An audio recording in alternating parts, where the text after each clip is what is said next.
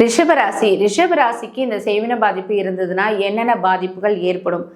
இவங்க கூட இருக்கிறவங்களே உங்களுக்கு செய்வினை வைக்கிறதுக்கான வாய்ப்பு அதிகம் இருக்கு. அதாவது அது மட்டும் இல்லாம சொந்தத்து வழியிலேயே பாத்தீங்கன்னா சூன்யம் அதிகம் வைக்கிறதுக்கான வாய்ப்பும் பாத்தீங்கன்னா ரிஷபராசிக்கு அதிகம் இருக்கு.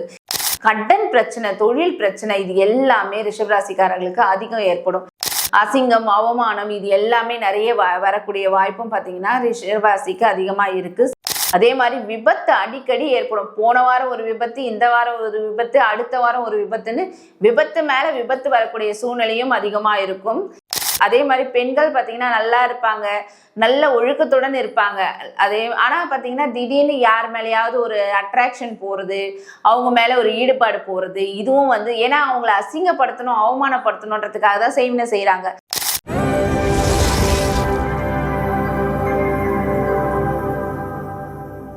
கேம் சேஞ்சர் நேயர்களுக்கு வணக்கம். நான் உங்கள் நாகசக்தி அல்வாக்கு ஜோதிடர் கோமலகாந்தி. இன்னைக்கு நம்ம பார்க்க போற பதிவு என்னன்னா, ஒரு குடும்பத்துல, அதாவது ஒரு வீட்டில் செய்வினை இருந்ததுன்னா என்னென்ன பாதிப்புகள், என்னென்ன அறிகுறிகள் தென்படும்ன்றதை தான் நம்ம இந்த பதிவில் பார்க்க போகிறோம். ஏன்னா இப்போ எங்கே பார்த்தாலுமே செய்வினை தான். எந்த ஒரு விஷயம் எடுத்தாலும் செய்வினை இல்லாமல் இருக்கிறது இல்லை.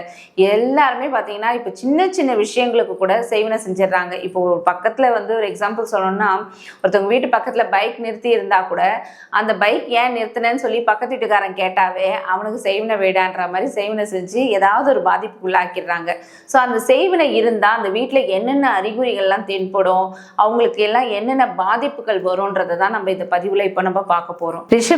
ரிஷபராசிக்கு இந்த செய்வினை பாதிப்பு இருந்ததுன்னா என்னென்ன பாதிப்புகள் ஏற்படும்? ரிஷபராசிக்கு பார்த்தீங்கன்னா 8ஆம் வீடு தனுசு ராசியாக வருது. ஸோ தனுசு ராசிக்காரர்களால் இவங்களுக்கு நிறைய பிரச்சனைகள் வர வாய்ப்பு அதிகமாக இருக்குது.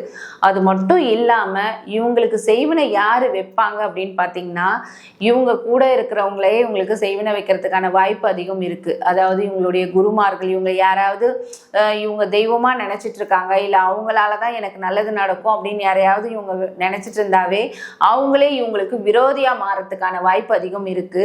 அது மட்டும் இல்லாம சொந்தத்து வழியிலேயே பார்த்தீங்கன்னா சூன்யம் அதிகம் வைக்கிறதுக்கான வாய்ப்பும் பார்த்தீங்கன்னா ரிஷபராசிக்கு அதிகம் இருக்கு. ரிஷபராசிக்காரர்களுக்கு இந்த அறிகுறிகள், அதாவது செய்வினைக்கான அறிகுறிகள்லாம் எப்படி இருக்கும்னு பார்த்தீங்கன்னா, கடன் பிரச்சனை, தொழில் பிரச்சனை, இது எல்லாமே ரிஷபராசிக்காரர்களுக்கு அதிகம் ஏற்படும். எதனாலனா செய்வினை இருந்ததுன்னா கம்பல்சரி இந்த ஒரு பிரச்சனை அவங்களுக்கு கண்டிப்பா கொடுத்துரும். செய்வினை இருக்குன்னும் போது இவங்க என்ன பண்ணுவாங்கன்னா, அதுல நினைக்க மாட்டாங்க செய்வினை இருக்குன்னு சொல்லிட்டு.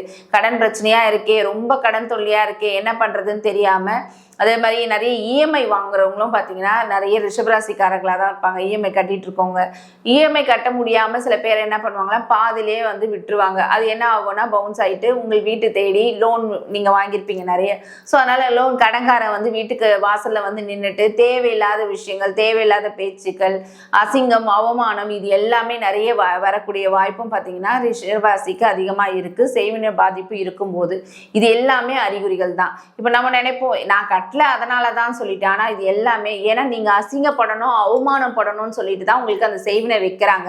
அப்படி வைக்கும் போது கண்டிப்பா அதுக்கான ஒரு சூழ்நிலை உங்களுக்கு கண்டிப்பா வரும். அதே மாதிரி உங்ககிட்ட பாத்தீங்கன்னா இந்த சொந்தக்கார வழியில தான் அதிக பிரச்சனை வரும். இந்த பங்காளி பசங்களால தான் நிறைய உங்களுக்கு இந்த செய்வினை வைக்கிறதுக்கான ஒரு சூழ்நிலையும் அதிகமா இருக்கு. அதே மாதிரி நீங்க எந்த ஒரு விஷயம் எடுத்தாலுமே அதுல தடங்கள் வந்துகிட்டே இருக்கும். ஒன்றும் இல்லை, ஒரு குலதெய்வம் கோயிலுக்கு போகணும்னு நினைச்சாலும் தடங்கள்.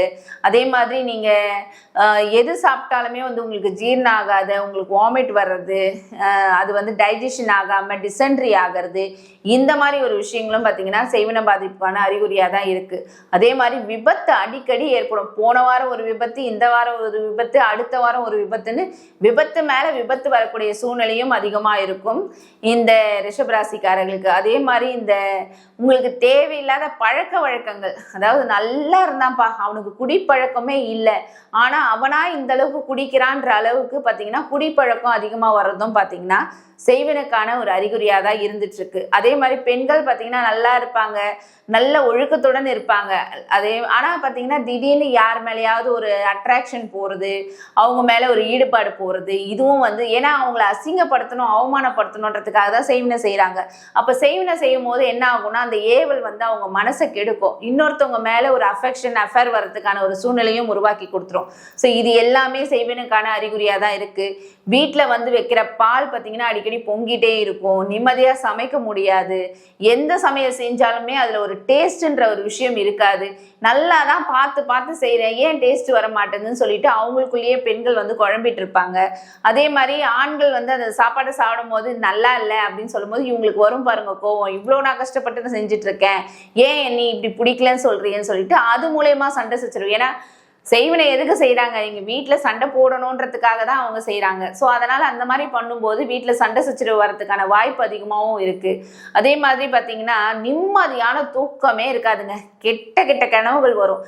நிம்மதியான தூங்கியே ரொம்ப நாளாச்சு, என்னால நிம்மதியா தூங்க முடியல, ஏதாவது ஒரு கனவுங்க, ரொம்ப கெட்ட கனவு, அலறி அலறி எழுந்துப்பாங்க நைட்ல. எப்ப பார்த்தாலும் அந்த பேய் பிசாசு எல்லாம் வந்து கனவுல வந்து அழுத்துற மாதிரி அமுக்குற மாதிரி இந்த மாதிரி ஒரு விஷயங்கள்லாம் பார்த்தீங்கன்னா செய்வனுக்கான ஒரு அறிகுறியா தான் இருந்துட்டு இருக்கு. அதே மாதிரி போலீஸ்காரன் அடிக்கடி கனவுல வந்தாலும் யமதர்மன் வர்றதுதான் அர்த்தம்னு சொல்லுவோம். ஸோ அந்த மாதிரி போலீஸ்காரன் யார் கனவுலையாவது வர்றது, ஷூட் பண்ற மாதிரி கனவு வர்றது, ஷூட்டிங்னாவே செய்வினதான். ஸோ ஷூட் பண்ணுற மாதிரி கனவு வருது, அருவா எடுத்துன்னு வெட்டுற மாதிரி கனவு வருது, இது எல்லாமே செய்வினுக்கான ஒரு அறிகுறியாக தான் இவங்களுக்கு இருந்துட்டு இருக்கு. அது மட்டும் இல்லாமல் இவங்க வந்து ஒரு ஏதாவது ஒரு வேலைக்கு போனால் கூட அந்த வேலையில் கூட இருக்கிறவங்களால எப்போ பார்த்தாலும் சண்டை தான். நிம்மதியாக யாருக்கிட்டையுமே ஒரு ஃப்ரெண்ட்ஷிப் வச்சுக்க முடியல, எந்த ஃப்ரெண்ட்ஷிப் வச்சாலும் அதில் பிரேக்கப் ஆகுறது. அதே மாதிரி இந்த காதல் பண்ணிட்டு இருக்கவங்க பார்த்தீங்கன்னா அடிக்கடி பிரேக்கப் ஆகுறது. இந்த மாதிரி ஒரு விஷயங்களும் செய்வினுக்கான அறிகுறியாக தான் இருக்கு. நிம்மதியான தூக்கம் இல்லாமல் இருக்கிறது, நிம்மதின்ற ஒரு விஷயமே இல்லாமல் இருக்கிறதுன்னு பார்த்தீங்கன்னா செய்வினைக்கான அறிகுறியாக தான் இருக்கு. ஸோ செய்வினை இருக்கு அப்படின்னும் போது என்ன பண்ணலாம் அப்படின்னு நீங்க கேட்கலாம். ரிஷபராசிக்காரர்களுக்கான பரிகாரம். ரிஷபராசிக்காரர்கள் என்ன பண்றீங்கன்னா, செய்வினை இருக்குன்னா பக்கத்துல இருக்கிற அம்மன் கோயில், ஏன்னா சுக்கிரன் தான் உங்க அதிபதியா இருக்கிறதுனால பக்கத்துல இருக்கிற ஏதாவது அம்மன் கோயில்ல போயிட்டு நைட்டு தங்குங்க. நைட்டு தங்கிட்டு காலையில வந்து ஒரு 11 எலுமிச்சப்பழம் நீங்க என்ன பண்றீங்கன்னா அந்த சூலத்துல சொருவிட்டு வாங்க. சூலத்துல உங்க வேண்டுதல் நிறைவேறணும்னு நினைச்சு குத்திட்டு வாங்க. அப்படி பண்ணிட்டு வரும்போது அதுல இருந்து விடுபடுறதுக்கான ஒரு சூழ்நிலையை உங்களுக்கு கொண்டு பண்ணி தரும். சப்போஸ் நான் அதை பண்ணியும் எனக்கு நிம்மதி இல்லை அப்படின்றவங்க கண்டிப்பா நாகசக்தி அருள்வாக்கு பீடத்தை, அதாவது என்ன அணுகலாம், பாதிப்புல இருந்து உங்களை எப்படி வெளியே கொண்டு வர்றதுன்றத நான் உங்களுக்கு உணர்த்தி உங்களை வெளியே கொண்டு வந்து விடுவேன். ஸோ அதனால எந்த பிரச்சனை இருந்தாலும் என்ன அணுகலாம்.